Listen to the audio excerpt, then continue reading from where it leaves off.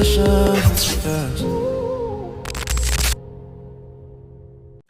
when we're in school and we're choosing friends because of relatability.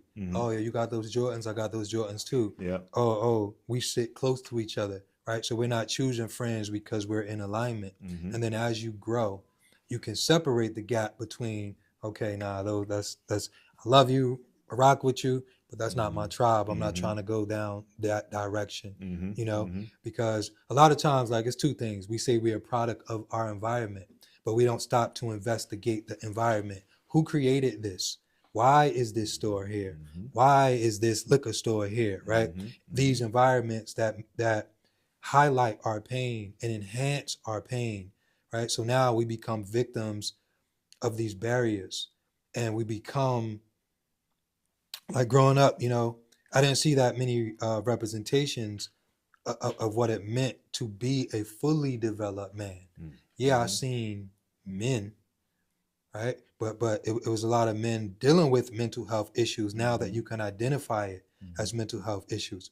But when trauma and pain is normal, when fear, hate, emptiness, brokenness is celebrated, when divorce, broken families, single mothers, fatherless households, when this is normal, now my perspective on the world is this is how this is supposed to be. And then now we celebrate our failures.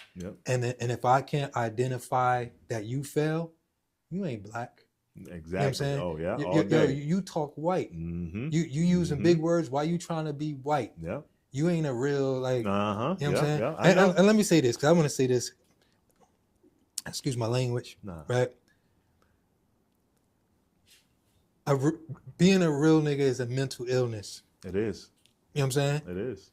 Because everything that, when I sit back and think in my young mind, like, when he's like, yo, he a real nigga, like, it was attached to, yo, he shot up the whole block. Yeah. He ain't care about nobody but himself. Mental illness. Yo, he walked up, spit in her face. Yo, we smashing all these girls. Yo, I'm real. Yo, you a real nigga. Yeah. We needed therapy. I know. We needed somebody to talk to. We needed someone to hug. We needed someone to care about us. All of us that didn't have to run in the house when it got dark didn't have someone that cared enough before the cell phones. So I want to say that, and I want to say that loud and clear, man. Like, being I agree. A real nigga is a mental illness. I guarantee you, like, describe everything that a real nigga was. No, it's all ignorant shit. I got jewelry, I got the money, I got the cars, I got, like, it's like, come on, man. And I agree with you. And to me, I love my experience in life because I got to live in urban areas which people would consider the hood. And I got to live in the suburbs. And I saw that mental trauma on brown people in the suburbs the second I moved there. My family is full of gangsters, whatever you want to call them. You know what I'm saying? There was no glory in that to me because I saw the reality of it. So from my perspective, everything that people thought was cool in rap songs, I'm like, I got an uncle that's dead because of that.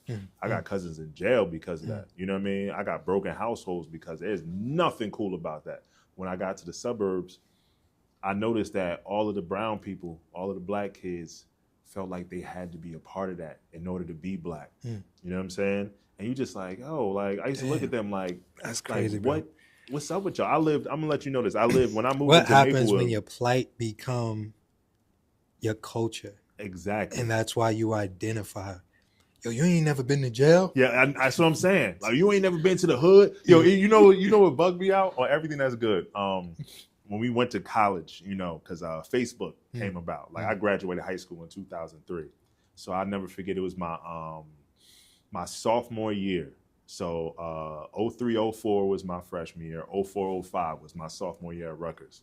So Facebook comes about. You can only get on Facebook because you have a college email.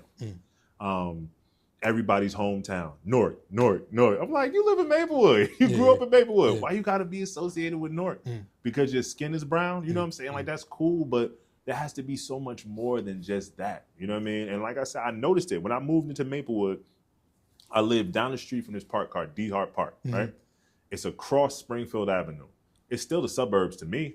I'm like, it's like lawns and houses and backyards. That's the suburbs compared to where what I was used to.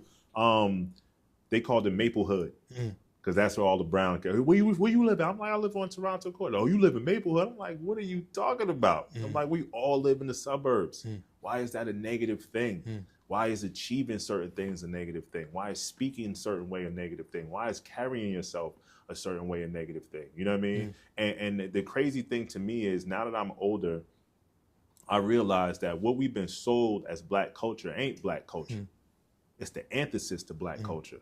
That's why we destroying ourselves. You know what I'm saying? We need to get back to Black culture, because if we get back to Black culture, then the family ties, the nuclear homes, the believing in yourself, the ambition, the taking care of your neighborhood, the ties to faith and religion, because I truly believe you need to have that in order to be a well-rounded whole individual. You know what I mean? All of these things we would come back to it. We would bounce back. But nah, we want to be with the real niggas. You know?